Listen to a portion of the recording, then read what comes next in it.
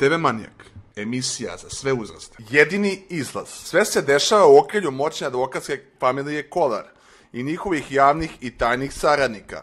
6 godina je prošlo od pogibije Saše Kolara, jednog od vlasnika advokatske kancelarije i supruga Ane Kolar, u požaru kluba Jedini izlaz.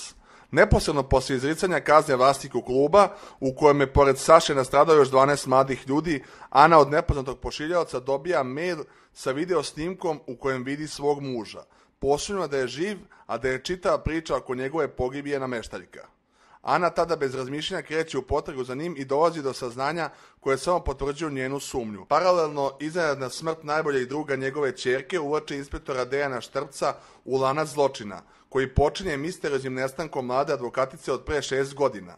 Dok sve radi protiv njih, dvoje junaka započinju zajedničku potragu za istinom, koji ih suočava sa mrežom laži, ucena i ubistava, ali i mračnim tajnama i sopstvene prošlosti. Jedini izlaz je prva srpska, autentično Hitchcockovska thriller serija, koju će vas držati u neizvesnosti do posljednjeg kadra. Jedan od glavnih razloga za to je što se uspešno i nepredvidljivo poigrava sa poznatim krivim standardom po kojem su svi osumnjičeni, a krivac je onaj u kog najmanje sumnjamo. U jedinom izlazu ne tragamo za krivcem, nego za onim ko je najmanje kriv. Ovog proleća pratimo priču o advokatskoj kancelariji Kolar, kao i ljudima koji su se upleli u mrežu kriminala i laži.